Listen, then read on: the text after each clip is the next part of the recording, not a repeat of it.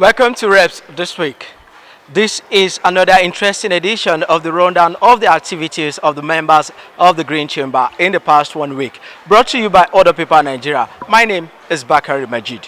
On Tuesday, the House of Representatives responded to the President Muhammadu Buhari over his statement on constituency projects. The President, while making reference to a report done by Independent Corrupt Practices and Other Related Offences Commission (ICPC), said Nigerians have not felt the impact of constituency projects. After spending 1 trillion naira in the past 10 years, the minority leader Ndude Lumelu, while raising a point of order on privileges, countered the statement by the President, and he said that less than 50% of the 100 billion naira appropriated annually are released, adding that lawmakers don't execute projects. And in all the newspapers, Mr. Speaker, of today's date, dated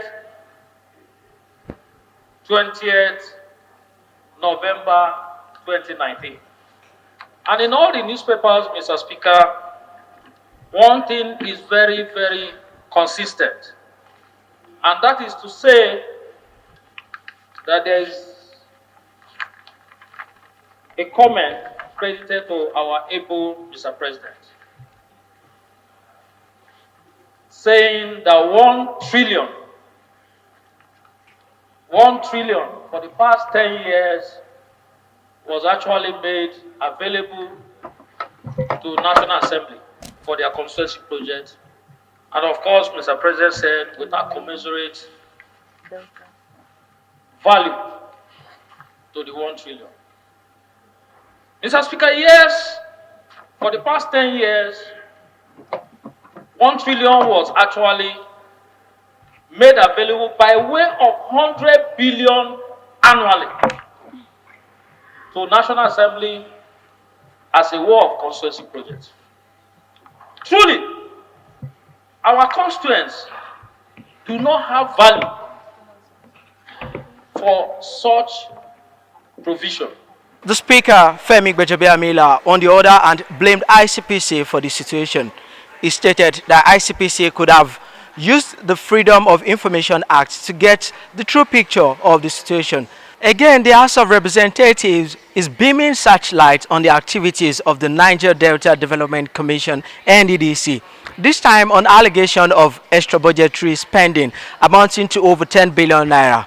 The House of Representatives reached the resolution to investigate the commission after adopting a motion moved by Ben Kalu. According to Ben Kalu, the commission is still operating the 2018 budget, and this is November 2019. To this end, the House summoned the Minister of Niger Delta Affairs, Godswill Akpabio, and the board of the NDDC to appear before the House Committee on Niger Delta's Affairs. And interestingly, for the sake of balance, in May 2019, the House of Representatives passed the budget of the NDDC not for 2019 but for 2018. Moving on, by 2023, Nigeria may start spending as much as 100 million on change of government. That is, if the bill recently passed by the House is concurred by the Senate and signed into law by the President.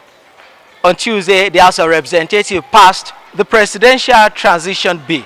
The bill is sponsored by the Speaker, Femi Gbejabiamila, considered by the Committee of the Whole, and it was passed. The bill provided for a creation of a transition team to be headed by the Administrator General, who is to be appointed by the President, subject to confirmation of the Senate. Here are some of the major highlights of the bill. The National Assembly at every election year will appropriate funds to this body, but the funds will only be used if the incumbent should not win an election or perhaps did not even contest. The bill provided that the President-elect, after 2 weeks of his declaration by INEC, will appoint a team of experts of his own choosing, but not more than 10 persons to represent him. The team are to be provided space in the presidential villa and furnished with all relevant documents as demanded by the President-elect. The President-elect and his vice too are also to be provided with space at the presidential villa, which we popularly refer to as the Aso Rock Villa. Meanwhile, the House on Wednesday called on the National Universities Commission and the Ministry of Education to abolish acceptance fee in tertiary institutions. The resolution followed the adoption of a motion moved by Chinedu Martins. Here is a short clip on the debate on that particular motion. The House is further concerned that one of the factors contributing to the poor access to this tertiary education is the predatory admission policies being enforced by the tertiary institution, particularly the requirement for payment of non-refundable acceptance fee as condition precedent for admission. The House is also concerned that many federal-operated tertiary institutions charge as much as 30,000 naira per student, while some state and private institutions charge significantly more, as evidenced in the following: University of Ibadan UI 35,000, University of Lagos Unilag 20,000, Ahmadu Bello University up 30,000, Imo State University into 70,000, and the Lagos State last 20,000. Further concerned that applicants are expected to pay the acceptance fee within a short deadline, despite having gone through the tortuous process of paying and sitting for their senior school certificate examination (SSE), Unified Tertiary Examination, Matriculation Examination (UTME), and making the cut-off marks. And if they are unable to meet the deadline, the applicant are surcharged for late payment with the risk of losing the admission, the offer of admission. On the same Wednesday, the message from the lower chamber to the federal government is very, very loud and clear. Regulate erection of bulbs on the highway. Omawumi Ogunlola moved the motion, which was adopted unanimously by the House. The issue of turnaround maintenance of the state-owned refineries was the subject of consideration and debate on Thursday. The motion, sponsored by Ifeanyi Momo, called for investigation into the alleged 396.33 million spent on Kaduna, Warri and Port Harcourt refineries by the Nigerian National Petroleum Corporation (NNPC). The Committee on the Downstream Sector was charged with the responsibility of carrying out this investigation into the perennial issue of turnaround maintenance on some of our refineries that have not been working up to capacity. Well, on this edition, we'll be giving you explanation on quorum of the National Assembly. You may ask me, what exactly is quorum? Quorum simply refers to as what you need to constitute before you can sit. That means the number of parliamentarians who can sit in the chamber to discuss issues. We'll be taking the House of Representative issues for this particular week. Because on Wednesday, the issue of quorum came up again. The Speaker, President Buhari, had to ask some of the few members present on the floor of the House to submit their name to the clerk, which he also asked them to see him after plenary. The main question is to see him about what? Is it for compensation? We don't know. Is sitting right now at this time. Please submit your names to the clerk. I want to do a roll call. Those who are present in the sitting, submit your names to the clerk and see me after sitting, please.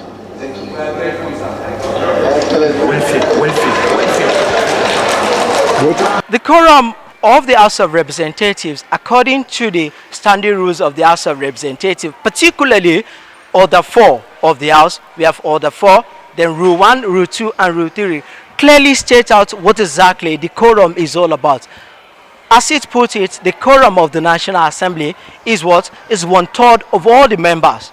And if you have a house of 360 members, definitely the quorum by basic mathematics is 120, which means for you to deliberate on issues, it must be 120. Then the question is, do we always have 120 people during deliberations? Now, this issue of quorum has been a recurring matter, recurring to an essence that there have been different schools of thought as to the interpretation of this particular section of the standing rule of the House of Representatives. For some, the quorum is based on the number of persons who are present during plenary. Why to some, as long as the registrar that is at the gate, before you enter the chamber, if the numbers are up to 120, it doesn't matter the number of persons who are having deliberation. But and the basic interpretation of the rules, let us give you a summary of what it says. The rule said, if a member should call the attention of the Speaker to lack of quorum, the Speaker will summon for the members. That means call them to come inside. Then it needs to give them 15 minutes for them to come. If they don't, after that 15 minutes has elapsed, well, is the speaker to do again? The speaker is to do an head count. That means 1, 2, 3, 4 until they get to 120. If they are not up to 120, what exactly does the law say? The law says adjourn to the next day. This issue should not be a contending issue, considering the fact that Nigerians are always angry with the fact that some of the lawmakers earn very, very big in a nation that is still struggling to pay the national minimum wage to civil servants. So why should the lawmakers not be in the chamber when all it requires is 1/3 of the member for them to consider issues? A law being passed with just 20 members. These are some of the main issues that why you need to tune in to Order Paper for the up-to-date news and events surrounding the National Assembly. But aside from visiting our website, which is on www.orderpaper.ng, you can also follow us on some of the most popular social media networks such as Twitter, Instagram, Facebook, and you can watch any of our videos on YouTube. This is as much as we can take on this week of Reps This Week. I remain myself, Bakari Manjid. Stay blessed.